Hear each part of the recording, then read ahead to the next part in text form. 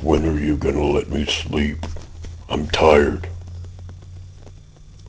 Okay, but this is the very last. I'm sick. I have to sleep. I do remember that day. My mother went through hell to get us to Houston from Reykjavik, and we barely made it to the compound on time. We had to wait in line to get through the guard post. The snickering, the sneers, the whispers, and the evil stares started there. My mother was emaciated after a year of half rations.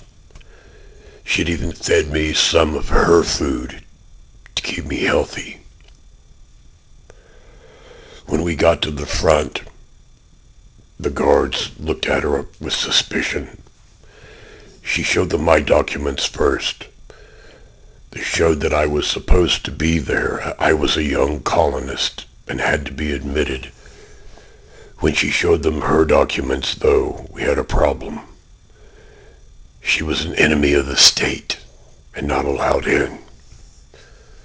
But Mother was a smart woman, and she pulled out the letter that stated that every young colonist had to be accompanied by a parent or a guardian. They didn't know what to do, so they called someone. This wiry little lieutenant showed up. He had zits on his face in a high-pitched voice, and he tried to act important, but even I knew he was nothing. He looked over our documents, and he didn't know what to do, so he called to higher authority. The people in line behind us began to get angry, so they pulled us aside, and we waited and waited and waited until the call came in. One of the guards had to accompany my mother inside, as if she was a threat. He took us to an auditorium where there were thousands of people waiting in one line after another, all to get some official stamp on the document, or to check that we were really who we said we were. It took us all evening and into the night to go through one line after another. And I remember near the end, a woman made a really bad mistake. My mother got too close to her, so the woman started shouting, "Keep her away from me. Keep her away. She's probably got some disease." And the woman really made the mistake when she said, "And that kid too, he's probably got fleas," referring to me. Mother whipped around and looked the woman in the eye and said, "You back off, woman. My son is a young colonist, despite me. They really want him. Your little scared brat right there will be lucky to lick his boots in the next world." Even the guard laughed, and after that he was a little bit nicer.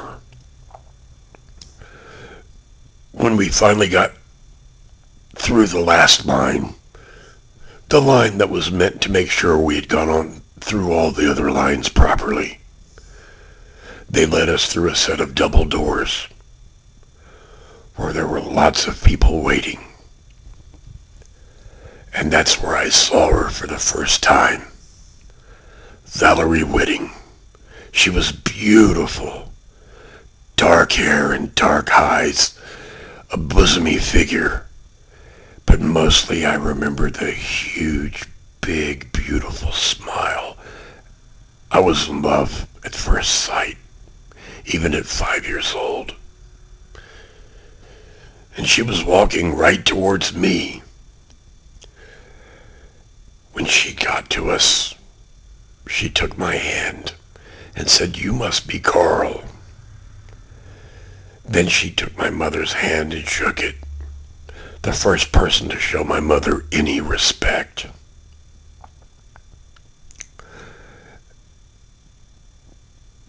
My mother and Valerie talked for a while.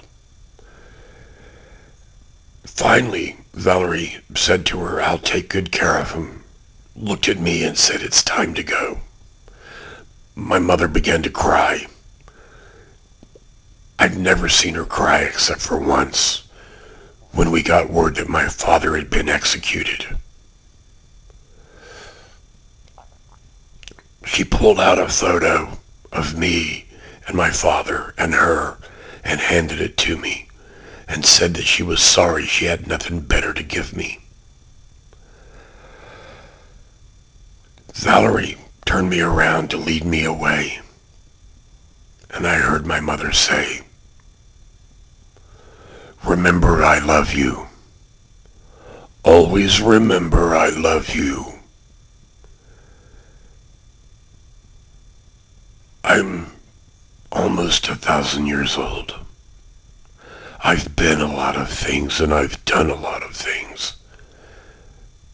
The only thing that I'm ashamed of is that I did not turn around. I didn't turn around and look back. I wanted to go away to a warm bed and good food and away from all the stares and the whispering and the rude remarks and the conflict. So I didn't even look